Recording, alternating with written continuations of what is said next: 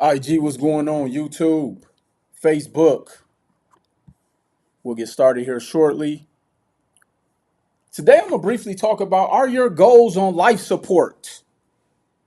Are your goals on life support? Are you sitting there? Are you struggling with your goals? Are you trying to figure out, like, what's the next move? What's the best move? What you should do? Are your goals on life support? Now, here's why I came up with this topic. So we're in a financial climate right now where I think a lot of people are being tricked out of their position. You know, right now we are in a time frame where people are being tricked out of their wealth. The fear mongering, they're telling you to sell your house, sell your car, sell. They're telling you all of these different things. Nobody's telling you how to sustain. Nobody's talking about how to stabilize nor mobilize. See, we got to get to a position where we have to stop listening to pundits who is trying to trick you out of your financial position. See, here's a question I often ask a lot of my clients. What decisions did you make that put you in a financial bind several years ago? For a lot of people, it was they didn't work on their credit. For a lot of people, they went out and jumped into every fad business that you could think of. For some people, they went out there, got the credit, got the PPP loans, and they went out there and spent the money looking like they were in business. And so I often am always self-reflecting on, my personal journey. And so when I do that, I come online and I share with you all. And again, without one, you know, getting twisted in their emotions, my question to you is are your goals on financial life support? See, I often tell people that, and I know for a lot of us, we all have aspired to have some form of a financial goal. And I'm going to continue to talk about why real estate will always be my number one choice. And I'm looking at two screens. I got Instagram here and I got YouTube here. Let me tell you why real estate will always be my number one choice. It is still the one game that everybody has to participate in. See, I was just speaking with my team earlier today, and we were on the on my sales team call, and I broke down the game of Monopoly again. And if you haven't seen my breakdown of how Monopoly was the game that we should have learned, that is the game of life, it completely changes your viewpoint on how to operate economically. Okay. When you look at the board game of Monopoly, I think the first real estate box is Baltic Ave. Okay, Baltic Ave, Baltic, Baltic Ave. Okay, now in order for you to be successful at the game of Monopoly, you may have to start off buying Baltic Ave. But unfortunately, a lot of people don't, or they skip over. Usually, Baltic Ave is the very last square that people buy. And let me tell you fundamentally and mathematically why I believe so many people skip that box.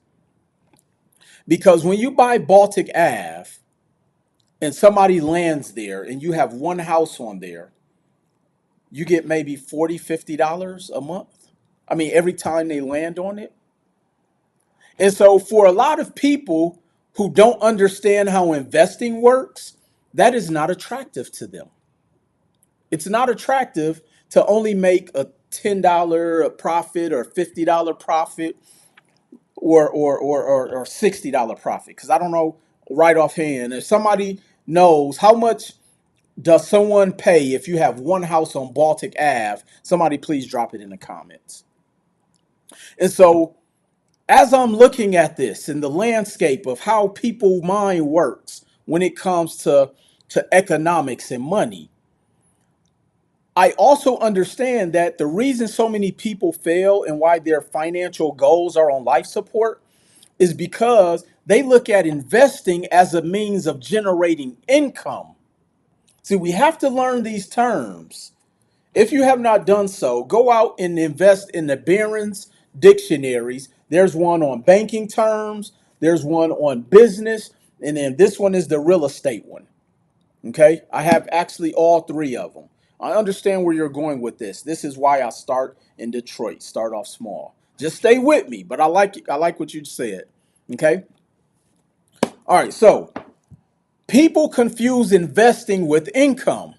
I'll give you another example. The stock market. It's down, or it's been down. Crypto. I've lost over 50% of my crypto holdings just since November. Now, I didn't get into any of these investing vehicles for it to make me rich in April. All of these investment vehicles I invest in to generate a potential profit or with the hopes of making a profit. And over time, the compounding profits turn into potential income. I'm playing the long term game. So now let me take it back to real estate by buying Baltic Ave.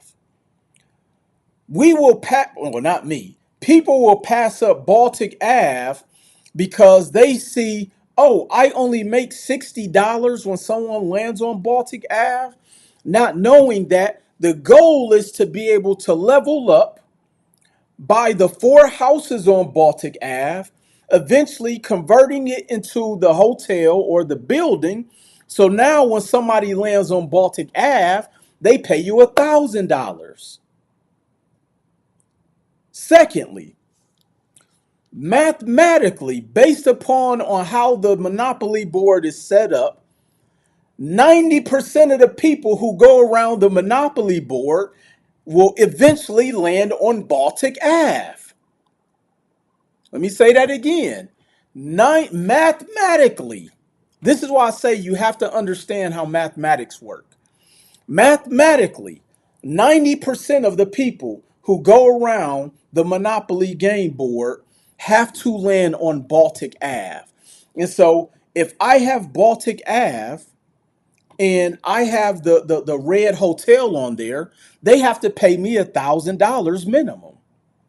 And and again, economically, most of the people who play Monopoly don't buy the real estate or the utilities. All they're trying to do is go across the game board and collect $200. Now, keep in mind, they're living their regular lives, and their only source of revenue is going past go. And eventually they will bankrupt because I would have went and I would have compounded my profits to put back into my real estate business so that I can buy the hotel to put on Baltic Ave, to where one day you will have to land on Baltic Ave and you will eventually go bankrupt. And so all I have to do is continuously do that all the way around the board. But here's what ends up happening. So many people want to hurry up and get to boardwalk. And mathematically, you will end up on Baltic Ave more than you end up on boardwalk. Secondly, most people don't have the money to buy boardwalk or Park Place. Let me put that in layman's terms. What up, Yards? Hey, we got to connect, Yards. It's been way too long, bro. Way too long. So let me tell you how a lot of people live life. I was telling people, hey, we need to go to the Midwest. I've been saying this for 10 years. and go buy these properties for 20,000, 15,000. Hell, I was buying them for 5,000. Now these same properties are selling for 50,000, are selling for 100, $200,000. But people didn't want to buy there because they wanted the $500,000 house. They wanted the $800,000 house. And now those properties are not even cash flowing for a lot of people. Most people couldn't even afford it. They were trying to raise money and bring five other people who didn't have the money so that you can get in. And then next thing you know, you can't afford the repairs. See, you want to know why I told people why your first investment, I would not necessarily look to it being a huge multifamily, more than a 5 unit and higher. Because if you have one infraction, you can't even afford the repairs. Imagine having to replace 10 water heaters. Imagine having to replace 10 furnaces. That's a $50,000 job. You barely got into the door. And so, with that being said, because you didn't want to go get the $40,000 property, because you said, oh, I'm only going to make $150 a month. Well, you're making nothing with that $500,000 property. As a matter of fact, it's costing you money. As a matter of fact, you're having a hard time even selling it. But everybody who I know who was buying in C and D class neighborhoods was compounding their cash flow, buying more real estate, buying more and converting it into buildings and into apartment buildings, and invest and continuously leveling up, which is why a lot of the people who were buying conservatively over the past 10 years are in a better position today than a lot of people who are still on financial life support. My real estate flippers are hurting right now. Some of my wholesalers are doing okay. Flippers are hurting more. Because then here's another thing that I had to look at. And somebody please answer this question for me. When people are flipping homes, typically who are you selling to? When you're out there flipping houses, I hear it all the time. And right now I'm talking to some of I'm talking to my black and brown people right now. Okay, I'm talking to all of my black and brown brothers and sisters right now. Why do we get so excited that our investors, let me not say ours, why do people get so excited to flip properties to people who don't look like them? Oh, I have this hedge fund of rich people who are buying my properties. And guess what? Every time you flip that property to them, they back there high fiving, saying, them silly. I don't want to get my page banned, but they're selling their wealth to us. They're going out there doing all of the hard work. They busting down walls. They tearing off roofs. They making it look all pretty. And then guess what? We're going to turn around and rent it back to them because they're going to run out of money to where they can't even buy their own house.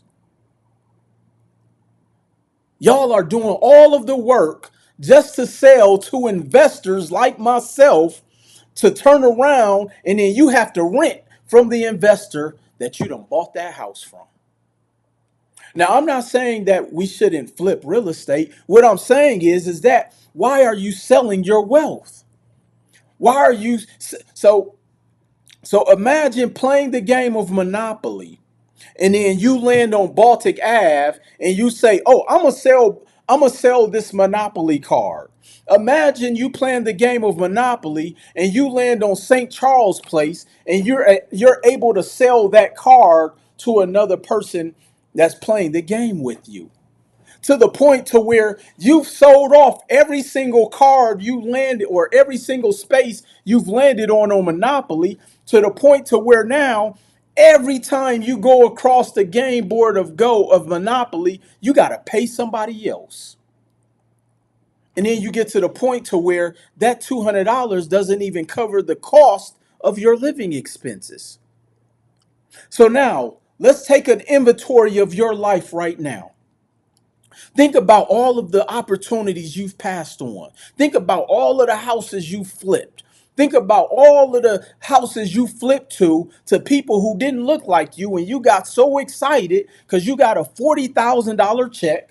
You probably didn't pay taxes on it. You still had to pay realtor fees. You didn't even calculate your cost of marketing to get that property. So you may have walked away with 15,000 out of the 40, and then you got to go live off of that because your regular expenses is 20,000 a month. So you already in the hole, even though you done a flip and made $40,000, and you're excited. Meanwhile, somebody else is going to make money off of that property forever. And then you got to go out there, borrow money from an investor to go buy another property to flip. Why is it that a lot of flippers I talk to are always trying to borrow money from people? See,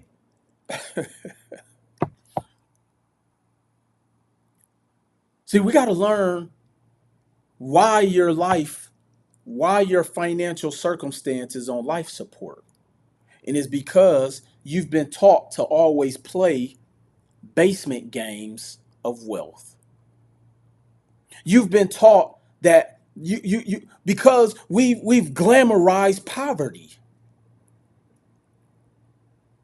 Why do we want we do the grunt work for the real investors? Now again, if you're just tuning in, I'm not saying don't flip. But what I'm saying is that why aren't you buying some of those houses you come across? You're finding them at the lowest price point.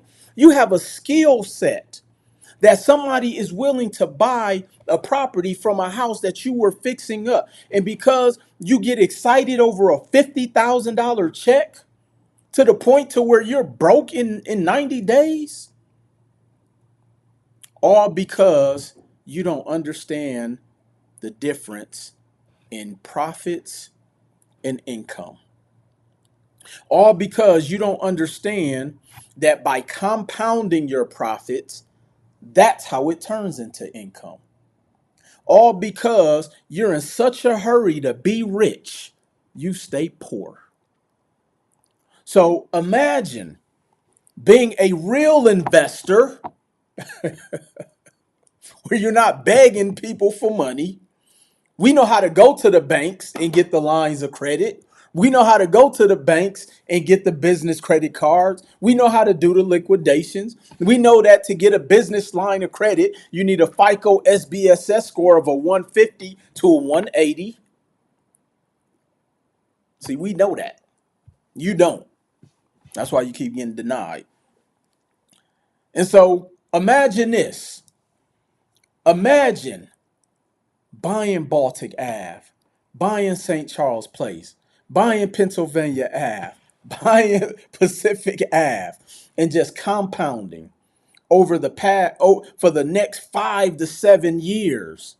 Okay, and you're making $100 a month here. You're making $400 a month here. You catch a building and you're making $4,000 a month here, and then you refinance that, and now you go buy a portfolio with 10 properties in it. So now over the next 5 to 7 years, you've built your profits up to where it's turned into where you're making your floor is $20,000 a month. That's your floor now, which means you can have a bad month, and let's say your expenses increase, and instead of 20,000, now your floor is 12,000. You're still in the top 1% of income earners in the world, all because you stockpiled and compounded your profits until it eventually became income.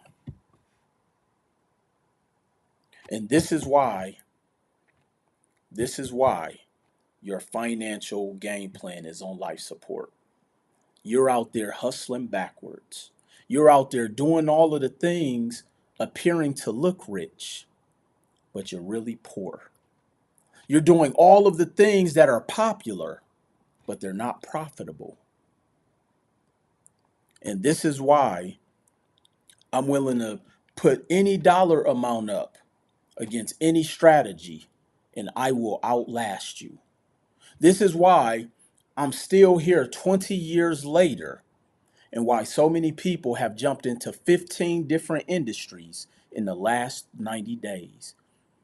This is why you can go and look at somebody's page before COVID, during COVID, and after, and they've tried 9 different things, because those 9 different things, none of them sustained, nor did they work, because they were operating with a basement mentality.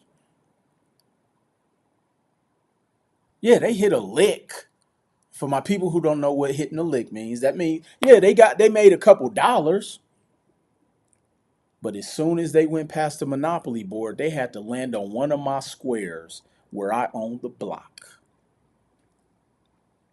And this is why people will forever stay in the position that they're in.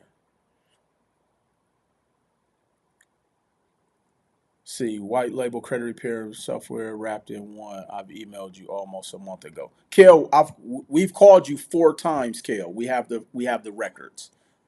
I need you to answer your phone. Okay.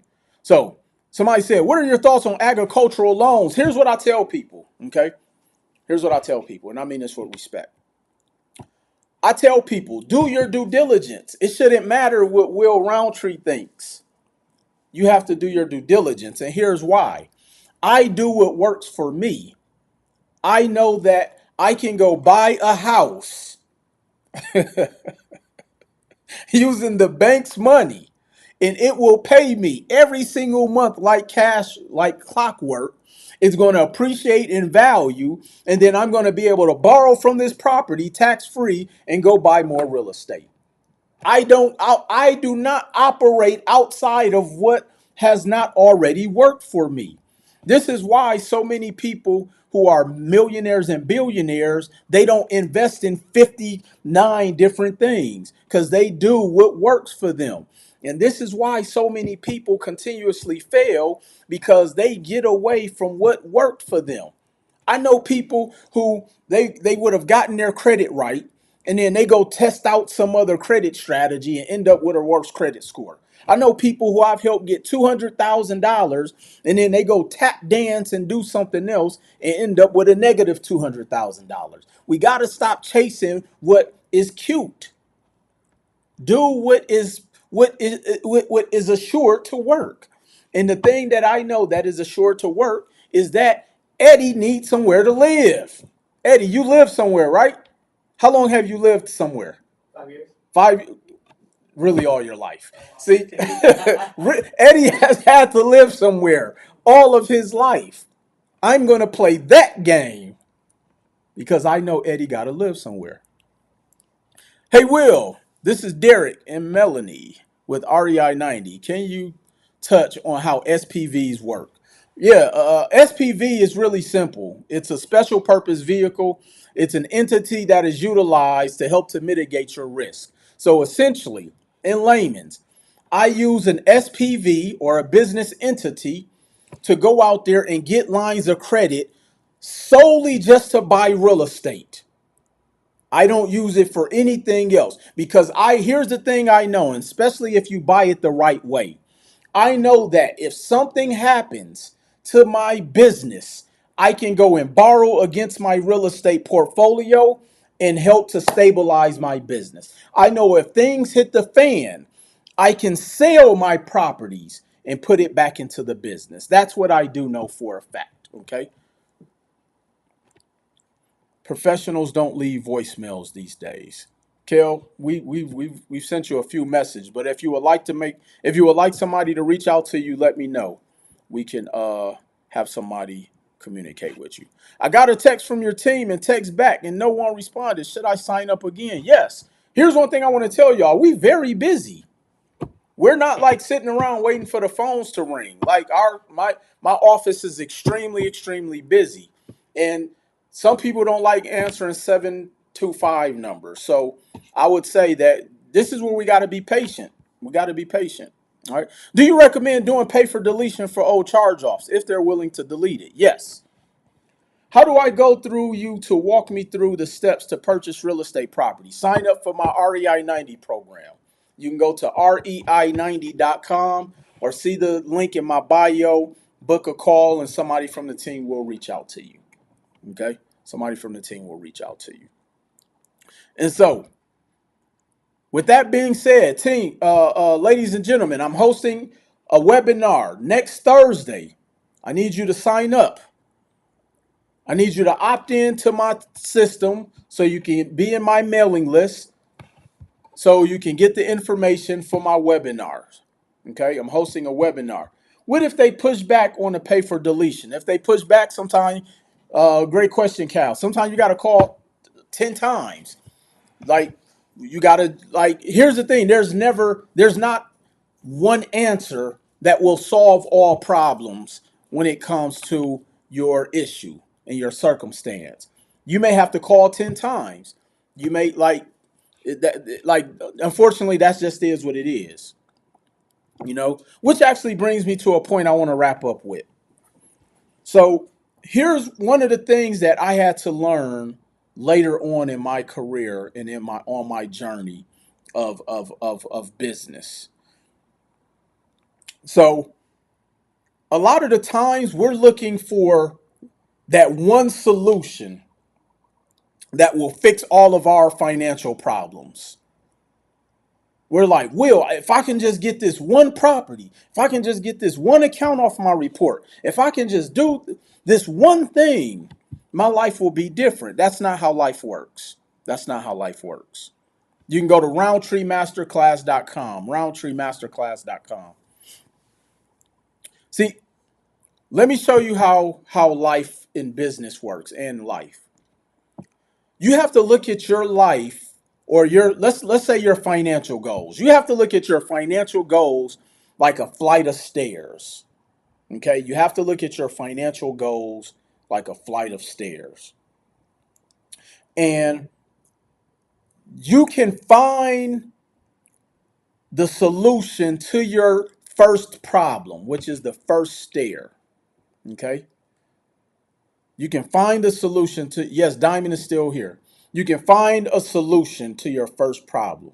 But here's the thing, you still have 11 more stairs to climb, which means you still have 11 more problems. Now, what does that mean in layman's? I meet so many new and aspiring business people and entrepreneurs who get upset at the process that it takes to hit their goal.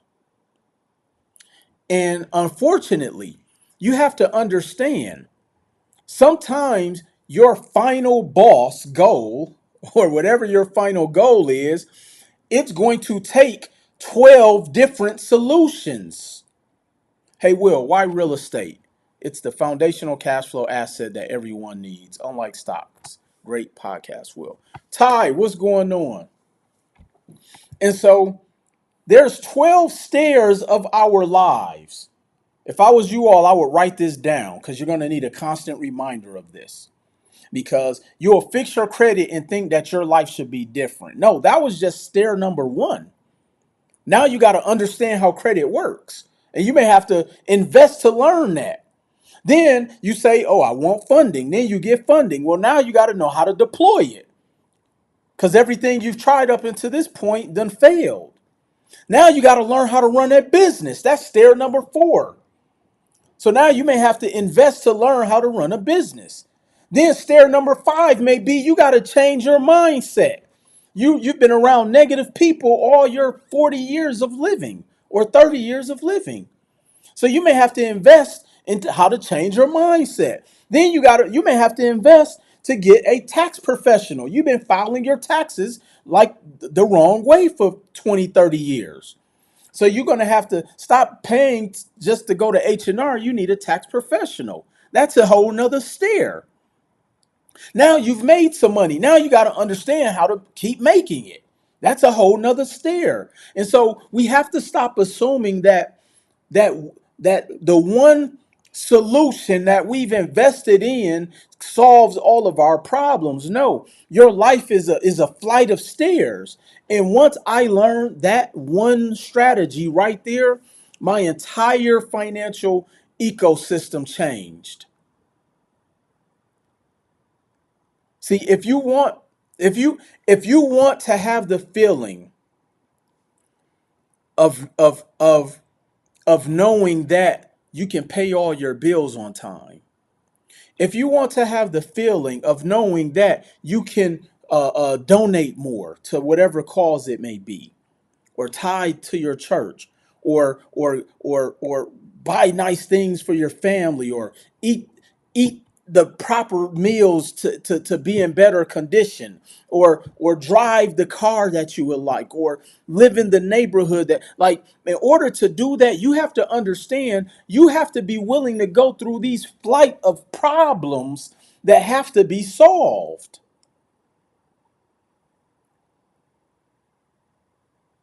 See, sometimes we think doing a starvation diet solves our physical problem. And then as soon as you sniff a hamburger, you done put 10 pounds back on already. Why? Because you didn't solve the problem of discipline. You just went on a fad diet because you're going on a trip, or because there's a wedding coming up, or because you have to take photos. But there's still 11 other stairs on your physical goal. And this is why so many people go through this looping action of life, where you see they're up and then they're down. They're up and then they're down. They made some money, then they lost some money. They're driving their dream car, now they back into their the car that they was driving in high school. They done lived in a gated community, now they back in an apartment. And not that it's anything wrong with that, but you continue to stay in this loop because you wasn't willing to make the sacrifice to go through all the 12 steps of your problems. Hey Will, what's your funding site? I think I'm positioned finally.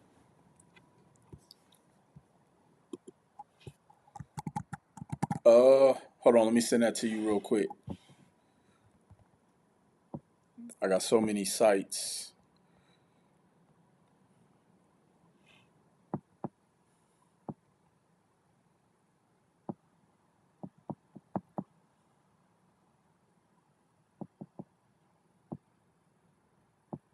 Hopefully this is making sense to somebody.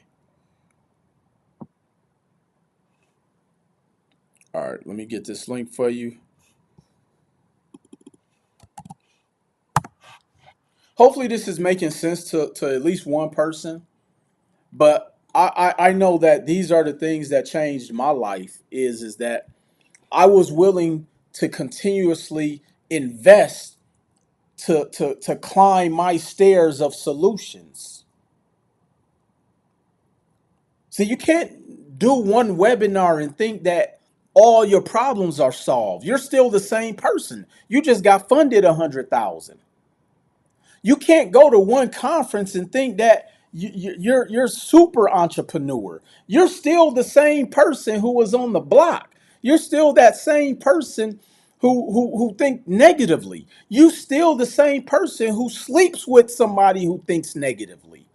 And so as soon as you go home, you're back in the environment that puts you in this loop of problems. I'm 24 years old, currently working as a carpenter, but I know I don't want to be doing this for the rest of my life. Any tips for a young man like myself? Great question. You got to invest in yourself. You got to invest in yourself. And as cliche as that sounds, the reason why I say you have to invest in yourself, because that's a never-ending process. That's a never-ending process. See, there is no one singular strategy of something you can invest in where all your financial problems go away. I just talked about how if you invested in crypto, If you just started investing in crypto in the past 90 days, you've probably lost everything. My crypto accounts are down 50%, more than 50% just since November. But that's because I had enough assets because of the length of time I've been investing. And so you have to be willing to invest in yourself, because when you invest in yourself, you know what a real opportunity looks like. You know what you should be investing in. You know what you should not be investing in. You know how to not follow fads. You know how to invest in what's profitable and not pretty. Like, you start to learn and you develop an acumen of knowing what to do when you get into a position of desperation, temptation, or frustration. I had an opportunity to interview the smart guy. I got a ride. Let me see. I got ride of my car so I can pay for your credit. I got rid of my car. I think that's what you meant to say. I interviewed the smart guy recently, and he said, before you get to any level of success, you're going to be visited by three spirits: frustration, desperation, and temptation. And as soon as he said that, I said to myself, every time I talk to somebody, I see all of those in them. They'll call us and say, Will, like today is April 9th. Will, I need to move out of this place where I'm at by May 1st. I need to fix my credit. And I have to politely tell them, I'm not working with you, because you have an unrealistic expectation of what you think your circumstance should look like in the next 21 days. That's not real life. You're in a place of desperation. And then what's going to happen is that you're going to eventually pay somebody. And then when it doesn't work the way you thought it should work because of your unrealistic expectation, now you're going to be frustrated. And then as soon as you get frustrated because it didn't work the way you thought it should have worked, then you're going to be tempted and you're going to go out there and do something that is going to compromise or jeopardize your freedom, your livelihood, or your family. So you'll go out there and do something to jeopardize because you're in a place of desperation or frustration. So you start trying to do investments that you think should pop right away. Oh, let me go invest in Nvidia. Let me go invest in Apple. Let me go invest in Tesla. Let me go invest in Bitcoin. Let me go invest in trucking. Let me go do Airbnb. And so now you're trying to hit all of these quick licks, not knowing that the definition of investing is the expansion of your money with the hopes of generating profit. And because people don't know the difference between profit and income, everything you're doing, you're investing with the hopes of making income. And that is not how investing works, which is why you stay in this loop of frustration, desperation, and temptation. As Anna said, it's a drug dealer's mentality. You invest $1,000 with Will Roundtree, and you're mad at me if you don't make $2,000. That's not how business works. Which is why so many people don't buy Baltic Ave, because they don't want to make the $60 for every time somebody pass go, even though statistically 90% of the people have to land on that. And so then it got me to thinking, if I'm buying houses in C and D class neighborhoods, 90% of the people have to go through those neighborhoods before they make it to the suburbs. Think about it. You're brand new to adulthood.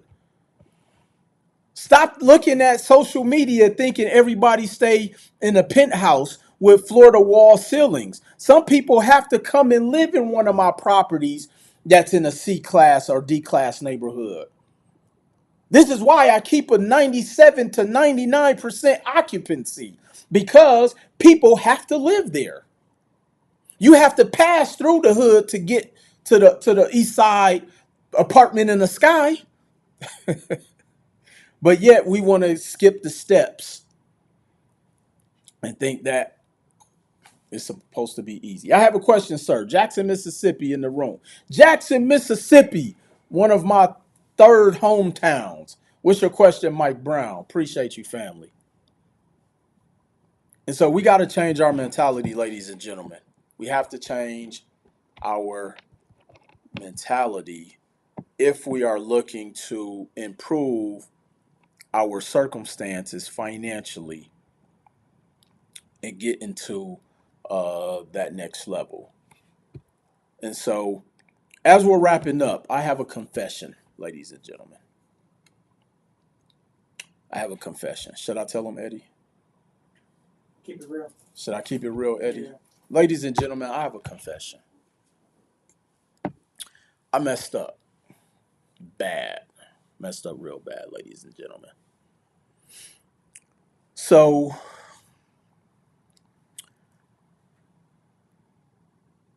what I did was is I focused on trying to serve everybody.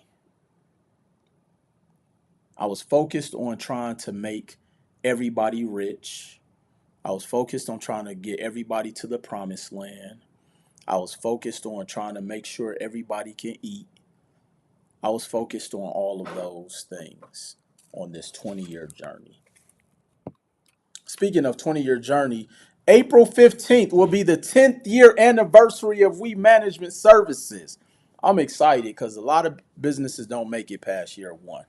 And so I messed up because I was so focused and so fixated on helping everybody. And this is some advice for a lot of you entrepreneurs out there.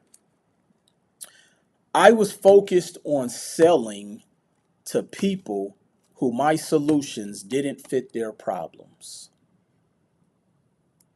I was focused on selling my solutions to people who my solutions didn't fit their problems.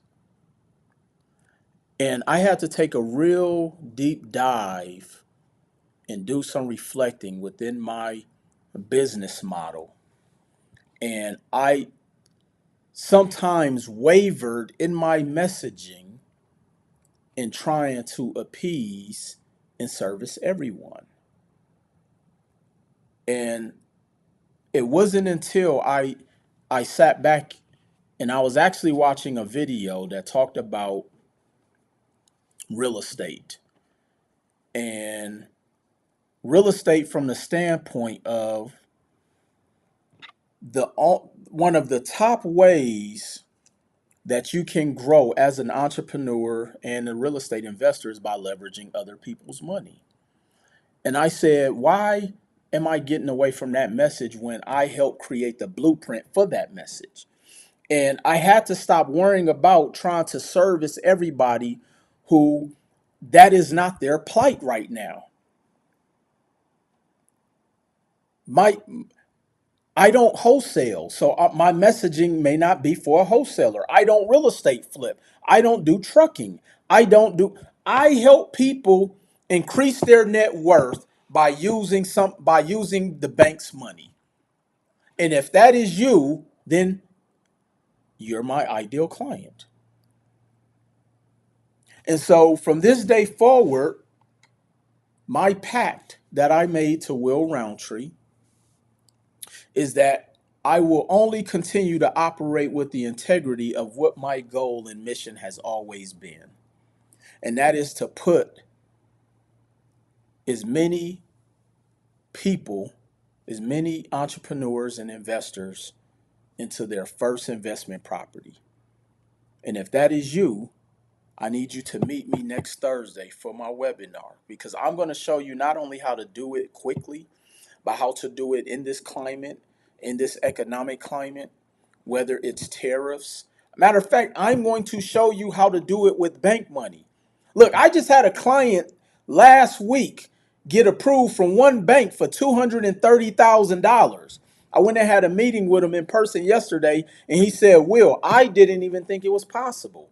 Luckily, because he wanted to bet me. Because y'all already know if we help you get the funding, there's a succession fee. He said, Will, if you can help me get over 100,000, I'll pay you double. And I said, you do not want to take that bet. And so when I went and met with him, he said, Will, I am glad you forced me not to take that bet because you actually delivered. And I said, you damn right. I'm very good at what I do. And I've been doing this for almost 20 damn years, Eddie. Boy, what a time to be alive. It feels good to be me. But here's why. I should have my husband watch this webinar. He wants to invest in real estate. Yeah, Anna, bring him. This is what we do. I've been doing this with my eyes closed for a long time. Let me tell you why it feels good to be me.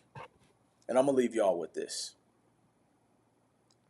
It feels good to be me because for a long time I was beating myself up. And I had to learn for myself how to heal through my entrepreneurial traumas. Because I've had a lot of losses just on this 20-year journey, and like I say, this is my 10th year with We Management. In August, I would have been an entrepreneur for 22 years, and I just started reflecting and just thinking about all of the things and a lot of my journey I still deal with the traumas of. I've been sued. I've been through everything. Okay. Hey Will, because of you, we're about to close on our first property April 24th. Let's go, Derek Gale. That's what I'm talking about. See, that's why it feels good to be me, because we get to help people, man. So here's what I had to do. I had to learn that healing is about forgiving yourself. Healing is about forgiving yourself. And I had to forgive myself of all of the failures I had. I had to forgive myself of all of the people who I felt should have been on this journey with me. I had to forgive myself of the individuals who chose not to be on this path with me. And wherever their life landed, that's on them. I had to forgive myself of the money that I invested that I never made back. I had to forgive myself of every endeavor that I participated in that worked or didn't work. And so I had to forgive myself because it wasn't until I had that mental breakthrough that I'm like, this is what it's about.